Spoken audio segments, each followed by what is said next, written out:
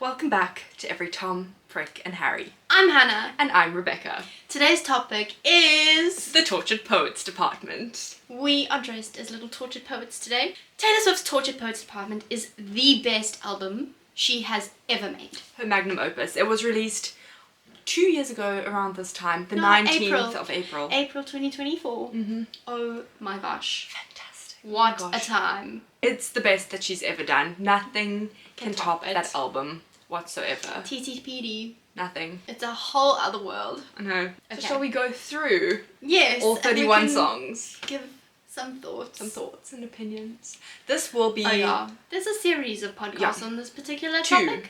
Not on the Tortured Poets Department particularly, but first of all, The TTPD. Tortured Poets Department, the album. Intertext, episode 2. Maddie Healy and Taylor Swift, The Law, part 2, everyone. Stay tuned. And then, yeah, pen pals for a decade, but we'll get to it. We'll get to that. Don't stress, guys. And then, the Eras Tour. So, stay tuned. Little Tortured Poets. Okay, let's let's get go on through it. the album. Okay. First song, Fortnight, Post Malone. Do you remember in the run-up to the album, everyone had that, like, AI Fortnite, what it was going to sound like. It was like, it's a leak, and it was like, 2 weeks until the day. I just remember that.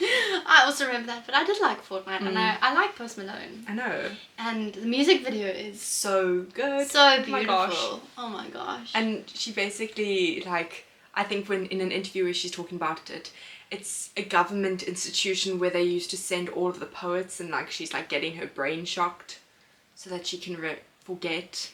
Yeah, the whole thing was like, this is what happens to the crazy poets. Yeah. Or like poets who are crazy. Yeah. And then the whole behind the scenes video. And also she's so powerful that she just calls cut on her own shots. Yeah, she's like, cut. She's like directing, producing, acting. Cut. The auteur. Fortnight. All my Mondays are stuck in an endless February. Yeah. Yeah, because Sylvia Plath killed herself on But a also, Monday like, in February. The meaning of that, like everything just feels like a Monday stuck in February. Like they're not moving forward. Yeah. We won't do a whole rundown of each song. No, we won't, guys, because there's 31. 2 hours long. Remember, she also, when she released, everyone thought, because obviously she was re-recording all of her albums, and when she announced the Tortured Poets Department, it was at the Grammys in 2024, right? 2024, I think. And then she dressed up looking like a tortured poet, but she was in black and white, and everyone was like, oh my gosh, she's going to announce the Reputation re-record. And then she was like, everyone, psych, my new album, Tortured Poets Department. And then she went like this, because it's a double album. Double release. So good. Tortured Poets Department, the original album, and then Tortured Poets Department, the anthology. Okay, Fortnight. Next up, the song. Tortured Poets Department. The Tortured Poets Department. When she says, and you lie there like a tattooed golden retriever. And you know, that's Maddie Healy. That was the first Easter egg that she was like, guys, I'm sorry, Joe Alwyn, this is not for you. No. This entire album is dedicated to Maddie Healy. You're not Dylan Thomas, I'm not Patty Smith. This ain't the Chelsea Hotel, we're modern idiots. I chose this Cyclone with you. You see, this was not a healthy relationship. Not a very healthy relationship. Hannah, they're each other's twin flames. It's fine. They are twin flames, but they weren't good for each other. No. They're so good together. No, but the world would be a better place if they were together. Okay. Who's gonna hold you like me? Who's gonna know you like me? Nobody. Nobody. Oh, and she said, sometimes I wonder if you're gonna screw this up with me, but you told Lucy that you'd kill yourself if I ever leave. And I said that to Jack. This is manipulation. I said that to Jack about you, so I felt seen, guys. Jack Antonoff, he knows all the law. Because you know, this is for part 2, but he also produced Being Funny in Foreign Language. Also came out in 2022. Such a good album. Yeah, but this is gonna make more sense in the context of episode 2 for this in the series. Okay. Bear with us. Okay. Song number 3. My Boy Only Breaks His Favorite Toys. I don't know what your favorites. This was my top song of 2024. I don't know who was breaking my heart because I don't really talk to anyone. But this was literally, and I remember when I first listened to the album, I was like, Ooh, this is a good one. I like this one. He was crazy and she just loved him. I'm queen of sandcastles he destroys. 'Cause it fit to write. Puzzle pieces in the dead of night. I should have known it was a matter of time. Yeah, it's too good to be true. Oh. Also at the Eras tour when he's standing and like looking at her while she's like performing. No, this and is she for sang episode his 2. favorite song. We'll have photos. Oh my gosh. Evidence. Oh, shame she was going through it. Okay, next song. That's probably one of my favorites on the album. Yeah. Next is Down Bad. I love this As one. well. I was like, I'm down bad, crying at the gym. And she was literally just Everything saying comes that out teenage petulance. But And then it's she's just crying at the like gym. I lost my twin. Waving Yeah, at the 'cause- ship. Yeah. How dare you think it's romantic, leaving Leaving me safe and stranded. But in 1989, back to 10 years ago, which will make sense, yeah. Back to 10 years ago, she says, isn't it romantic, leaving me safe and stranded? From 1989. In New Romantics, everyone. Oh, shame. So good. No, she loved Maddie Healy. She did. I don't know if Maddie Healy loved her. No. I think he did. I think he's think he still did. obsessed with her. I also think so. I genuinely want them to get back together. But this is what happened to her. She was going through the most. No. This is not... Okay. Okay, So Long Next, London. This one's actually is for about Joe. Joe Alwyn. Yeah. And It's so sad. Oh. It's So and Long then she says, London. I saw in my mind fairy lights through the mist. I kept calm and carried the weight of the rift. And also the song, it starts sounding like wedding bells. Yes. It's so sad. Yo, So Long London. So, yo. Okay. Okay.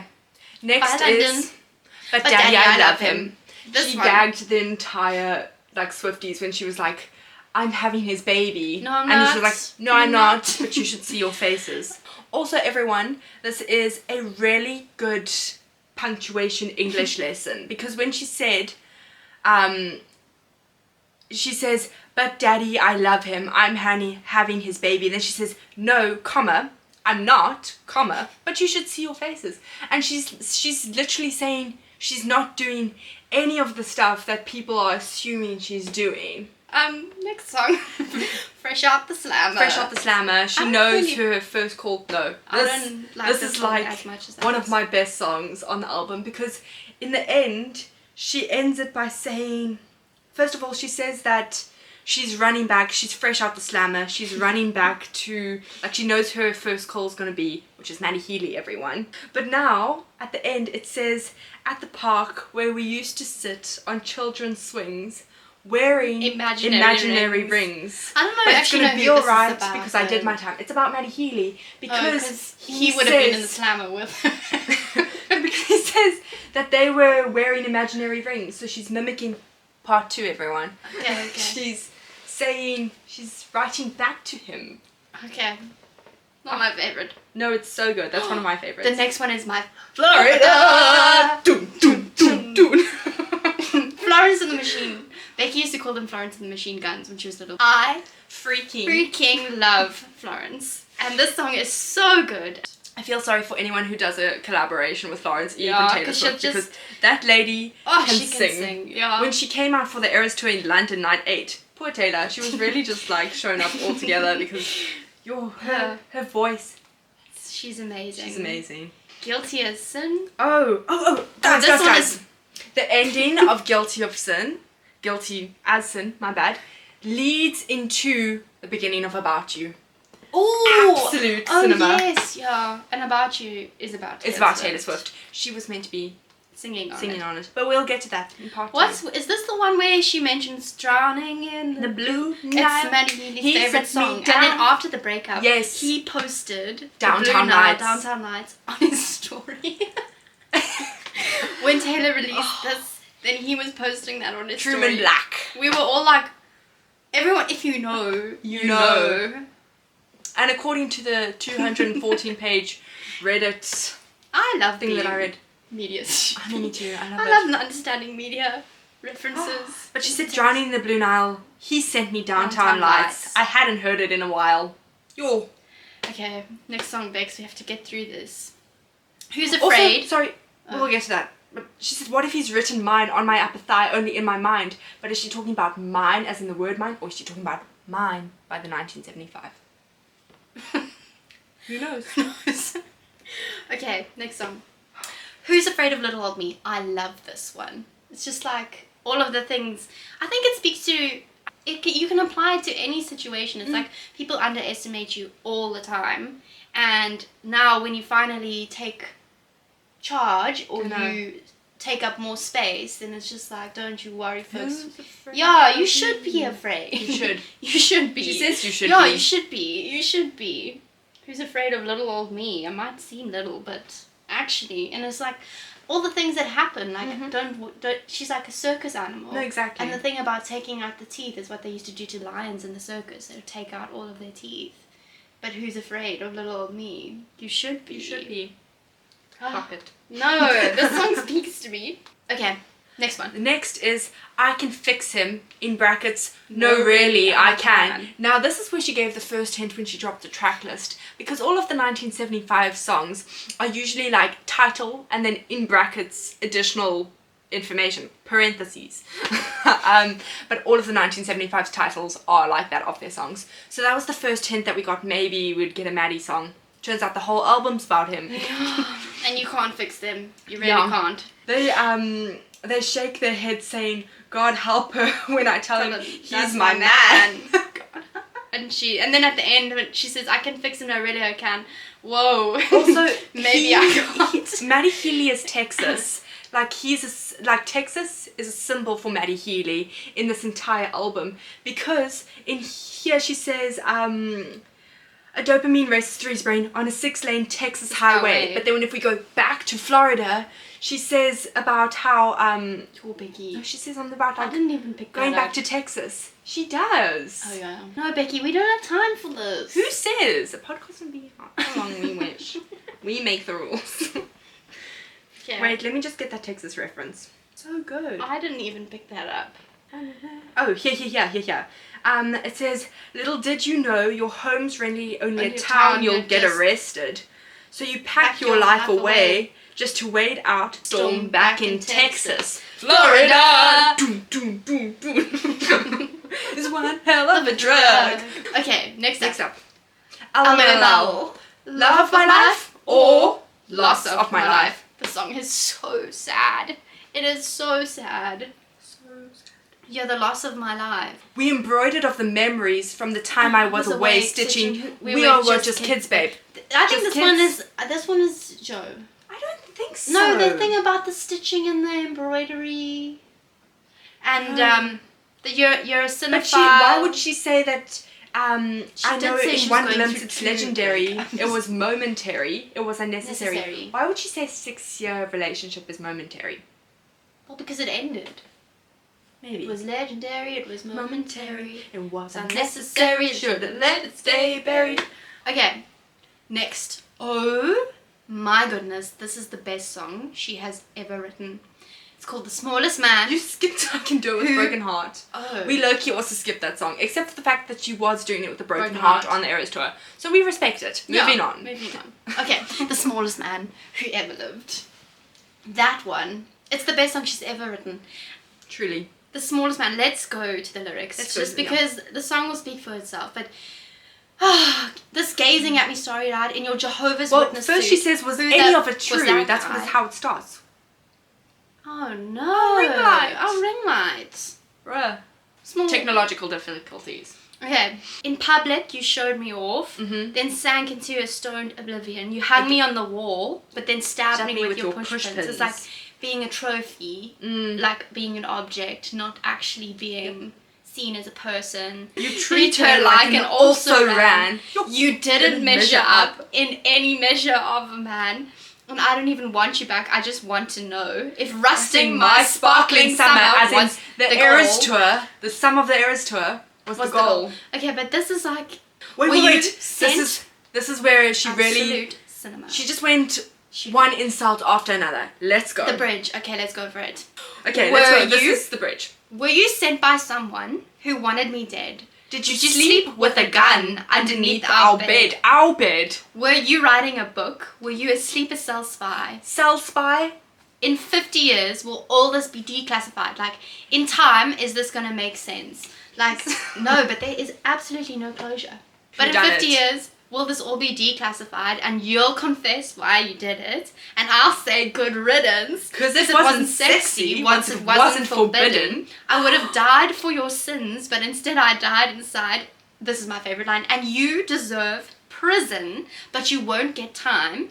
And then this explains his mastermind manipulation, because you'll slide into inboxes and then you'll slip through bars. And are you slipping through actual physical prison bars, or are you slipping through the bars of music? Yo! And the sliding into inboxes is just like, you just get a get out of jail free card.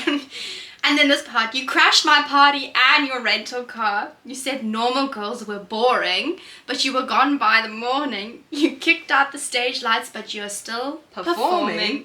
And in plain sight you hid, but you are what you did. And I'll forget you, but I'll never forgive the smallest man who ever lived. You know who also wrote that? Aaron Dessner.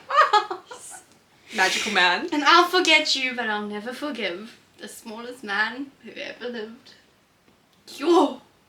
What a song! Then the song after The Smallest Man Who Ever Lived is He alchemy, 'cause I touched down, call the amateurs and cut from the team just to cram it. Okay, anyways, I love how we talk about them like we are there. Our close personal friends. Our close personal friends. Okay, next up, Clara Bow. Clara Bow is beautiful. Well, no, first of all, she says, you look like Stevie Nicks. I love Stevie Nicks. Oh my gosh, Stevie Nicks is my role model. I love her. So when she said, you look like Stevie Nicks in 75, the hair and lips, I was like, yes. I love the song. I really like how she says that you look like Taylor Swift in this life. She knows then she how knows, big she is. She knows just the impact that she's made. Our close personal friend, Taylor Swift. Okay. Next up, this was then part of the second part of the album that got dropped.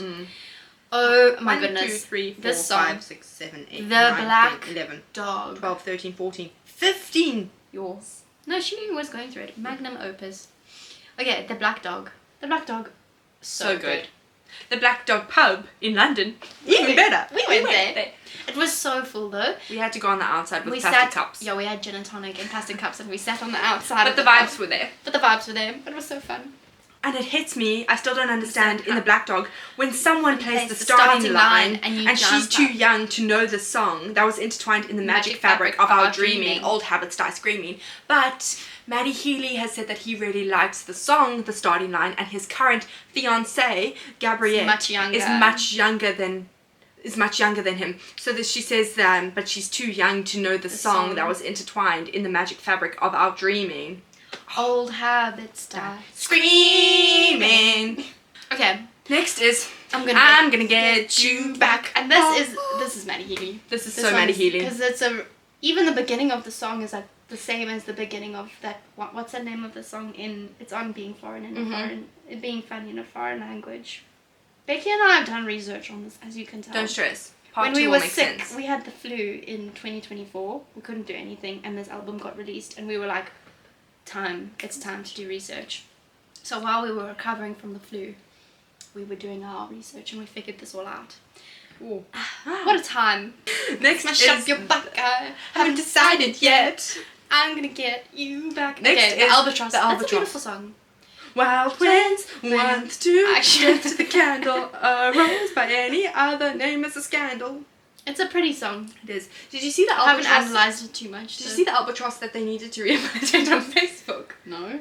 Oh, well, first of all, you need to know what albatross is. It's a bird. For anyone who's not aware.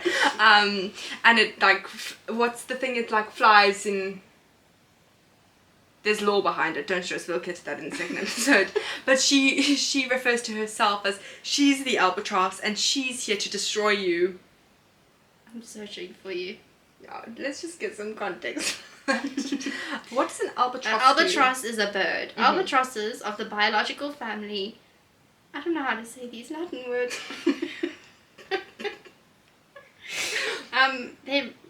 It's a migration thing, is it not? Yes. They range widely in the Southern Ocean and the North Pacific. They are absent from the North Atlantic, although fossil remains of short-tailed albatross show they lived there.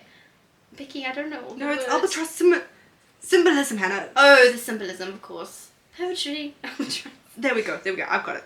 Albatrosses symbolize a duality of profound freedom and a heavy burden.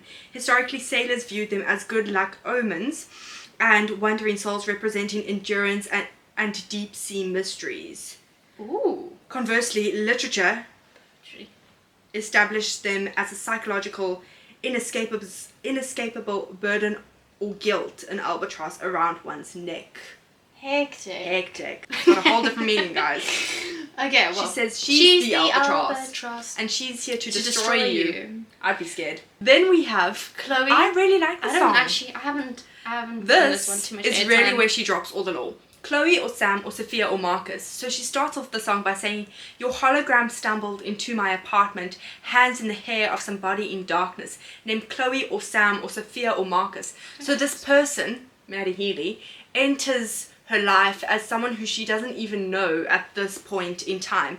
Then she also says that, as the decade, listen everyone, as the decade would play us for fools and you saw my bones out with somebody new who seemed like he would have bullied you in school and you just watched it happen.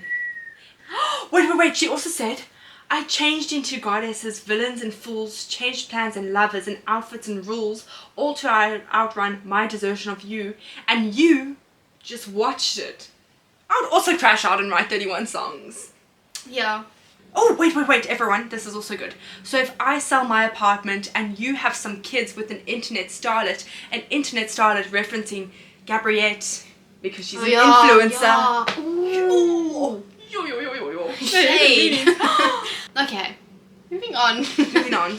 How did it end? This one is a sad one. My beloved ghost in me, sitting in a tree. D-Y-I-N-G. It's happening again.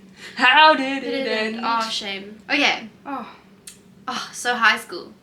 I'll drink what you think, and I'm high from smoking your jokes all damn night. Just like, this is not quite Taylor, poetry. this is not you, girl. This is not you. You just wrote Chloe, Sam, Sophia, Marcus, and how did it end? And how did it end? And then it Love goes of my into life, lots of my life. You can throw a ball. No, you know how to ball. I know Aristotle. Brand new, full throttle. Touch me while your bros play Grand Theft Auto. Like, why are we bringing up GTA in poetry? Next, we have I Hate It Here. I kind of like this song. Oh yeah, I hate it here, so I will go to secret gardens. Also, she said secret gardens in my mind. Everyone, the arrows to a stage was a key. Yeah. Genius, because that's the secret garden of her mind. A hell key.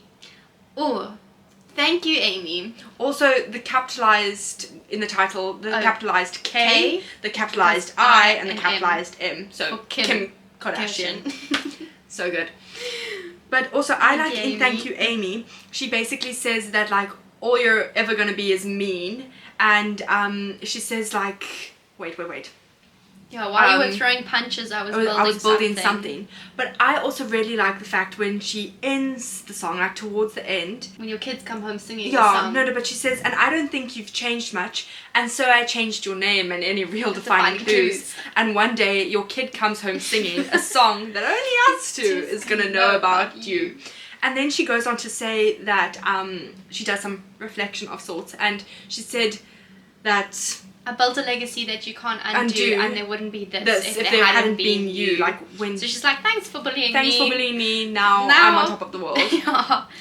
Okay. Next is I look in people's windows. This reminds me of Connell and Marianne from Normal People. Oh yeah. It like. I look in people's windows. There's Christmases where they spend together and then they meet each other in a grocery store. Yeah. That's what. I think it's a song about being an observer. Like. You kind of like see the world happening around you and like watch all the stories of people around you unfold like while you're trying to find yours. Yeah. It's a sad one actually. It's quite sad. Not as sad as the next song, which is The Prophecy. This is my ultimate crash out song. Please, I've been on my knees, change the prophecy. She doesn't want money, just someone who wants her company. Valid call. Let it once be me. Yup.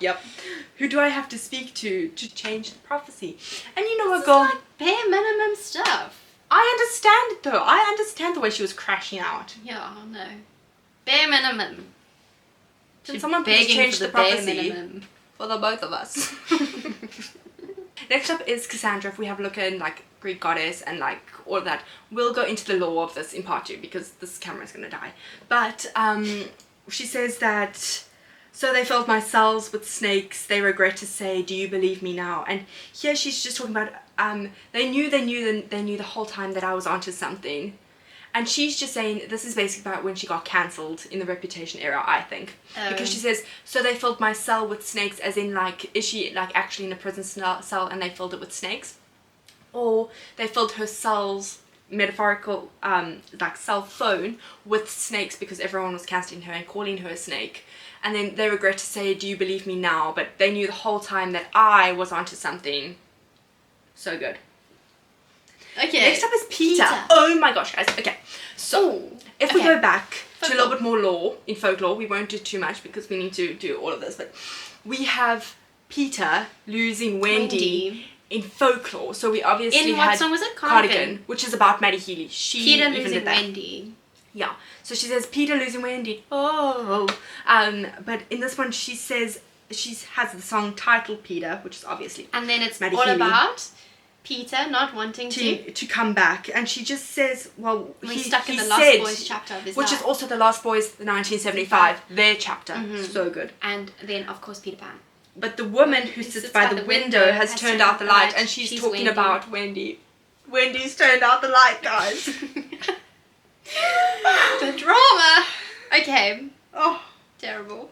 Next up, the Bolter. That was our surprise song at the Eras This is tour. a good one. By all accounts, but I promise you, I'm like low-key kind of psychic because Hannah and I were driving to university the one day and we were playing, it was the run up to the Eras tour, so I was like, how cool would it be if like we played the Bolter and then Getaway Car, and I was like, this would be such a good mashup.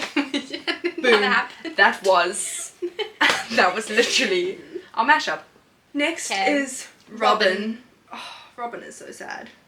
I don't know how Robin goes. I can't think of it. It's about never growing up. She just says, long may you reign. I think it's about her getting famous at such a young age. Crazy. It's actually really sad. I was listening to this whole album is tragic. It is tragic. And then the manuscript. Now and then she rereads the manuscript. One last souvenir from my trip to your shores. This was the perfect way to end the Eras tour as surprise songs, because she literally said, watching it. Oh, guys, I was crying. I was crying on a grainy live stream. But she said, Becky did watch every single one last souvenir from my trip to your shores. Oh. It was tears, snot, and drama. All I know is she kind of said, but the story isn't mine anymore, and that's how she ended the Eras tour, and I was like, now and then I reread the manuscript, but the story isn't mine anymore. Oh. Poetry. Anywho, okay, that's it for today. That's it for today. We hope that we inspired you. If you're not a Swiftie, it will be a longer episode because this is a 2-hour album. Okay. Apologies. Okay, and remember, don't be a prick.